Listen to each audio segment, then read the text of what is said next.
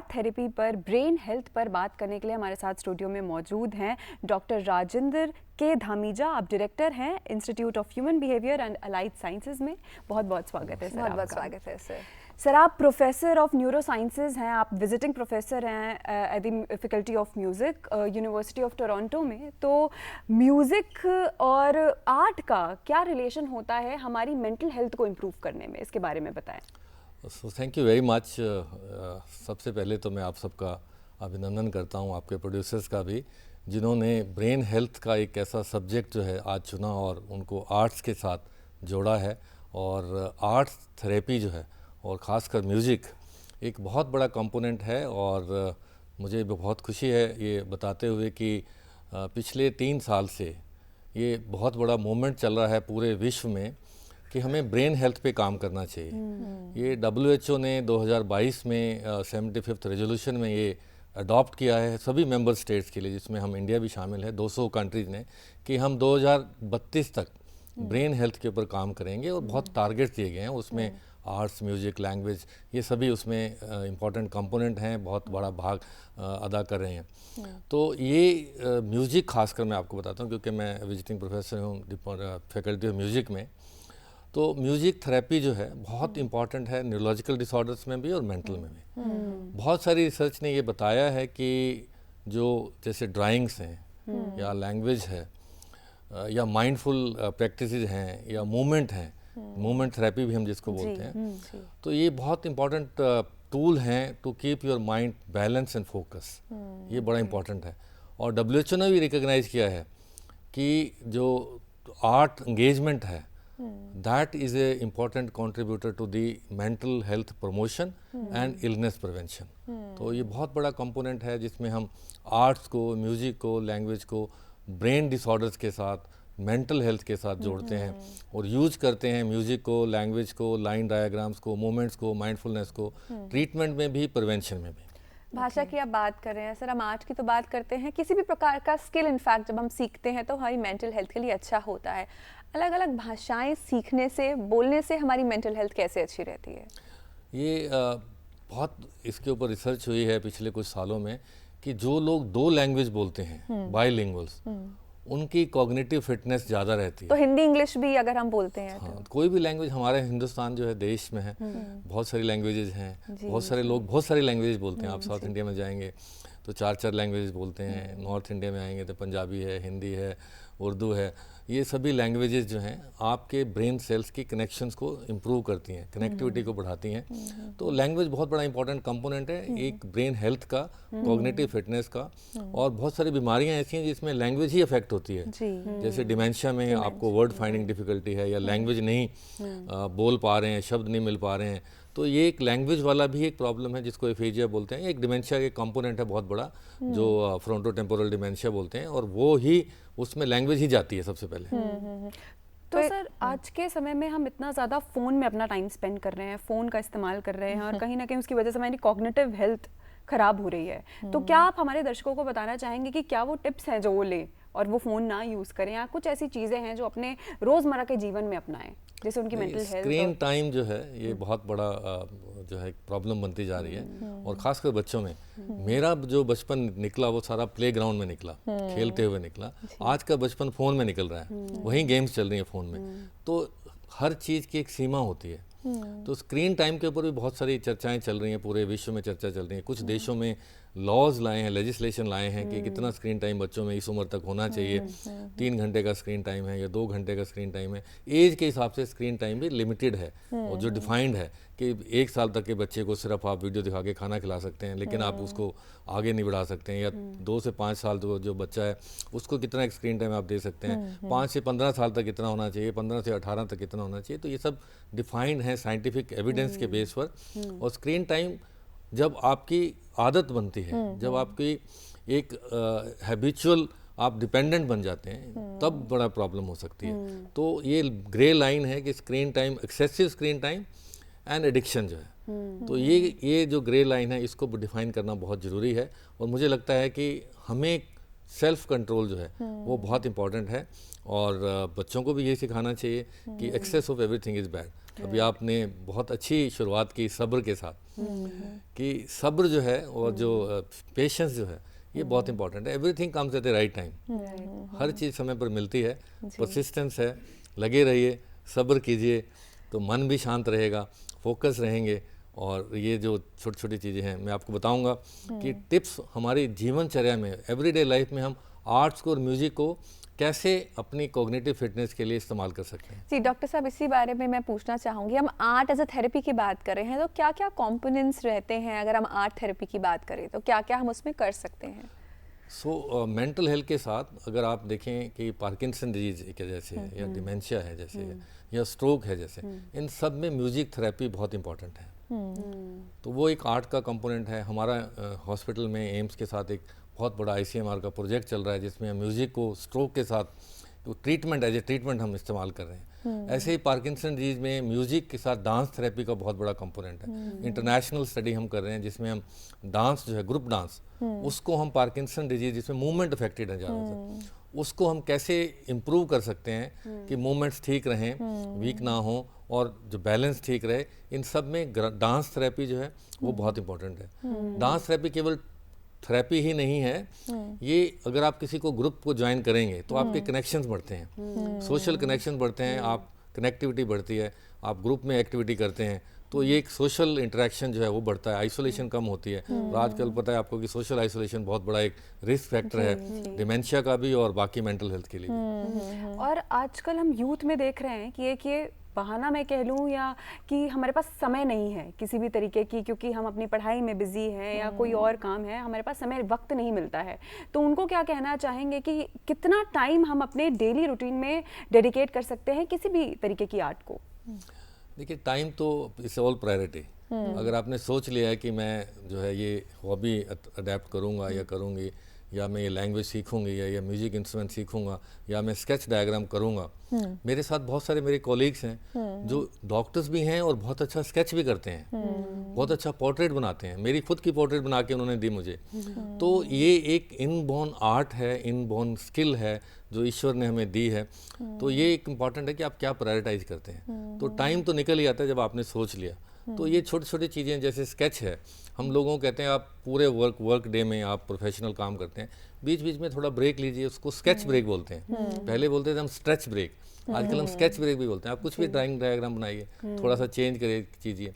तो ये जो है थोड़ा माइंडफुल एक्सरसाइज कीजिए। तो ये बीच बीच में जो एक्टिविटीज़ हैं आपको काम डाउन भी करती हैं, आपकी जो इमोशनल प्रोसेसिंग है वो भी करती हैं। It helps in a big way.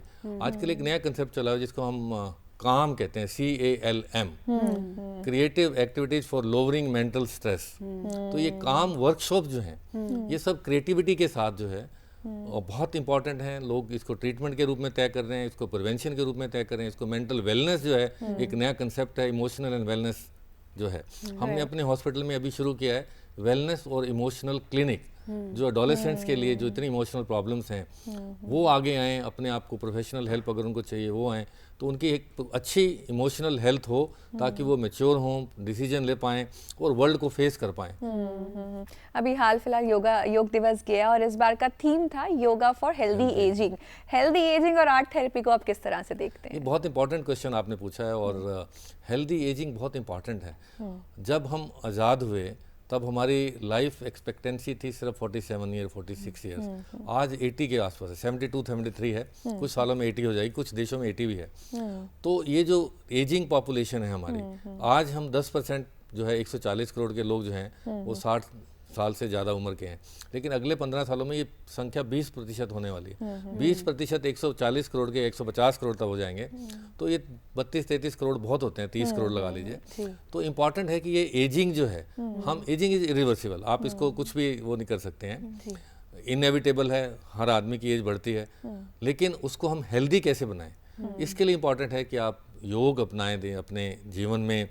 योग आपको कामनेस देता है, आपकी मानसिक संतुलन को बढ़ाता है आपको, और एजिंग में थोड़ा सा रिग्रेशन का भी हो सकता है। ये इसके ऊपर अभी रिसर्च चल रही है कि योग जो है आपकी एजिंग को स्लो करेगा ताकि आप अच्छे से हेल्दी जीवन व्यतीत कर पाएँ। जी सर, जब हम आर्ट थेरेपी की बात करते हैं तो हम सिर्फ कलाओं की बात करते हैं, जैसे कि हम पेंटिंग की बात कर रहे हैं या स्केचिंग की बात कर रहे हैं, डांस की बात कर रहे हैं, म्यूज़िक की बात कर रहे हैं, लेकिन बेसिक जो हम रोज़मर्रा की चीज़ें करते हैं जैसे कि कुकिंग हो गया या गार्डनिंग हो गया, क्या ये सब भी आर्ट थेरेपी के अंदर आता है? Absolutely correct. इसको अगर हम कुकिंग या जो हम काम कर रहे हैं उसके अगर हम साथ में म्यूजिक चला दें और साथ में थोड़ी थोड़ी मूवमेंट्स भी करें तो ये कॉम्बिनेशन जो है ये बहुत ही इफेक्टिव है, सिम्बियोटिक है और बहुत क्रिएटिव जो है, दिमाग के लिए शांत करता है, प्रोडक्टिविटी बढ़ाता है।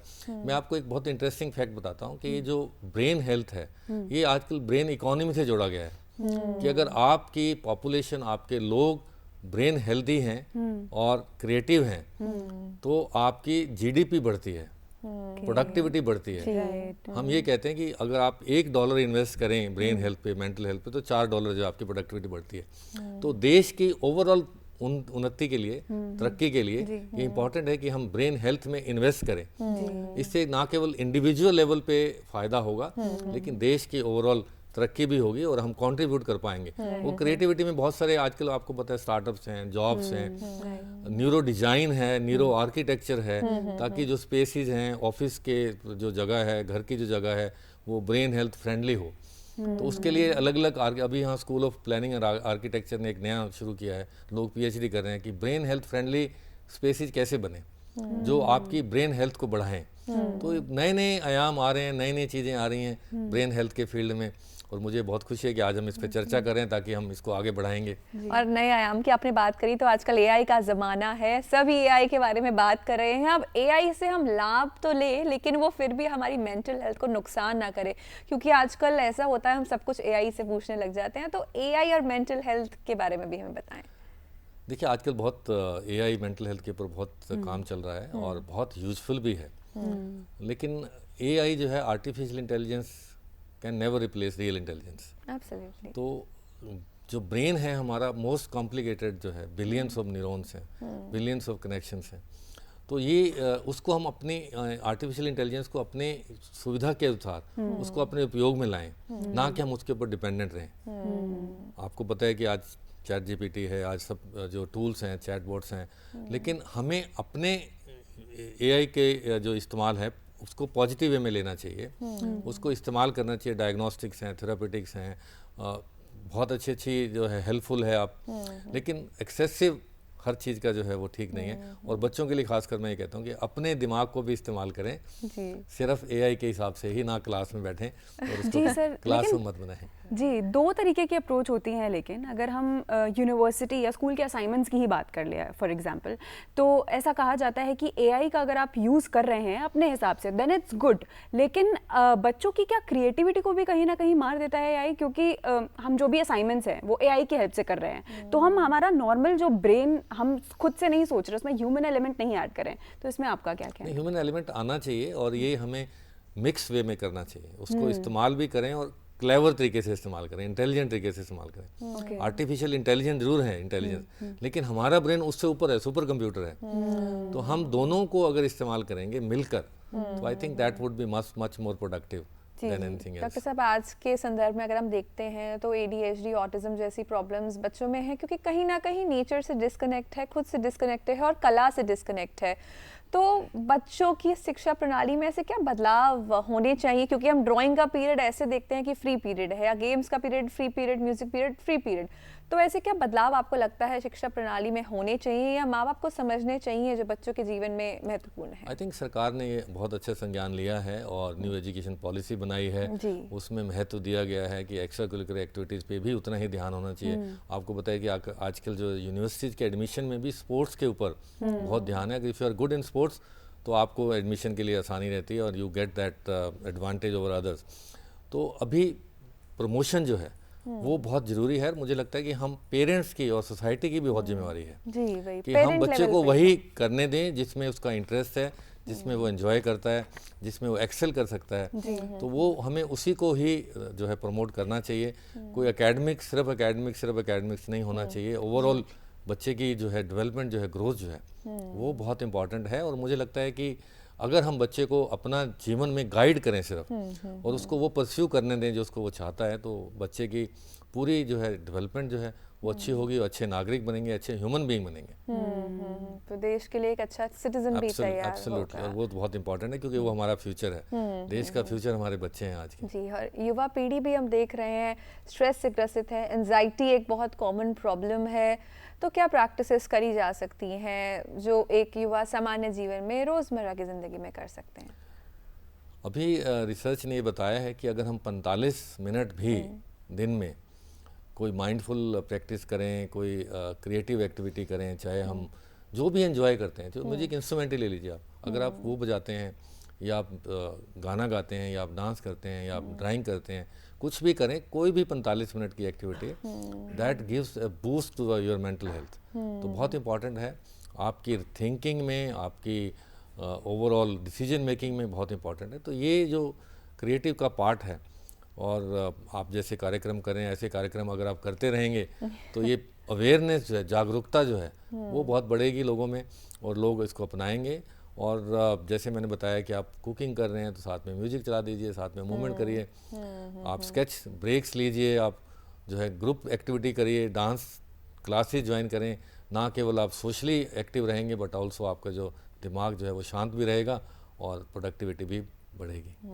एक सिंपल सी चीज़, सिर्फ गाना गाने से, फॉर एग्जांपल अगर कोई व्यक्ति गाना गाता है तो खुश मिजाज रहता है, वो प्रसन्न रहता है, ऐसा क्यों होता है? ये वो खुद भी प्रसन्न रहते हैं, औरों को भी कितना औरों को एंटरटेन भी करता करते है। हैं, हाँ। तो आप ये देखिए कि एक गीत जो है या एक संगीत जो है कितने लोगों के मानसिक स्वास्थ्य को बढ़ाता है। तो ये इम्पॉर्टेंट है, हमारे ब्रेन्स के जो सेल हैं, इम्पॉर्टेंट ये है कि मैं आपको एक चीज़ बताता हूँ साइंस के हिसाब से, कि हमारा जो हार्मोन कॉर्टिसोल है, जो कि स्ट्रेस वाला हार्मोन है, तो अगर हम कोई भी क्रिएटिव एक्टिविटी करते हैं तो रिसर्च ने ये पाया है कि कॉर्टिसोल लेवल्स कम होते हैं। ये क्वांटिफाई किया गया है कि डिफरेंट क्रिएटिव एक्टिविटीज़ में कितना कॉर्टिसोल कम हुआ, कितना स्ट्रेस कम हुआ। जी। तो अभी मैंने जब आपको बताया कि क्रिएटिव एक्टिविटीज़ जो हैं फॉर लोअरिंग मेंटल स्ट्रेस, वो इसी एविडेंस के बेस पे हैं कि आपका कॉर्टिसोल लेवल कम होगा, आपकी मेंटल स्ट्रेस कम होगी और आप ज़्यादा अच्छा काम कर पाएंगे। राइट। और सर, न्यूरो डिज़ाइन की आपने बात करी है और चारों ओर चर्चा भी इसके बारे में हो रही है, तो किस तरीके की कलर्स, लाइटिंग्स, जो भी चीज़ें हम देख रहे हैं, परसीव कर रहे हैं, उनका क्या इम्पैक्ट होता है हमारी मेंटल हेल्थ पे? ये सनलाइट जैसे है। अभी मैं लास्ट ईयर ह्यूस्टन में गया, टेक्सास में, और उन्होंने ब्रेन हेल्थ के ऊपर कॉन्क्लेव किया, और उसमें ऐसी जगह पे कॉन्क्लेव किया जहाँ पूरी सनलाइट ही सनलाइट थी, धूप नहीं, लेकिन सनलाइट, रोशनी जो आर्टिफिशियल नहीं, प्रॉपर तरीके से नेचुरल लाइटिंग। तो ऐसे डिज़ाइन करते हैं कि आपकी कलर कॉम्बिनेशन, आपका सनलाइट, आपकी जो है स्पेसिस के कैसे रखना है, आपकी अर्गोमेट्रिक या designing of chairs, tables, furniture और सीटिंग अरेंजमेंट मॉडुलर है कैसे है। तो ये सब मिला के आपकी जो पॉजिटिविटी आती है, तो वो ब्रेन के लिए बहुत हेल्पफुल है, और वो आपकी जो थिंकिंग पावर है उसको अच्छा रैशनल करती है, और उसकी जो है इम्पोर्टेंट चीज़ है। कुल मिला के अपने जीवन को रंगों से भरा रखें, आपका जीवन रंगों से भरा रहेगा तो सब कुछ अच्छा और स्वस्थ रहेगा। डॉक्टर साहब, बहुत बहुत धन्यवाद आज हमारे साथ जुड़ने के लिए, और मेंटल हेल्थ और आर्ट थेरेपी की क्या भूमिका है इसके बारे में चर्चा करेंगे। बहुत धन्यवाद आपको भी मुझे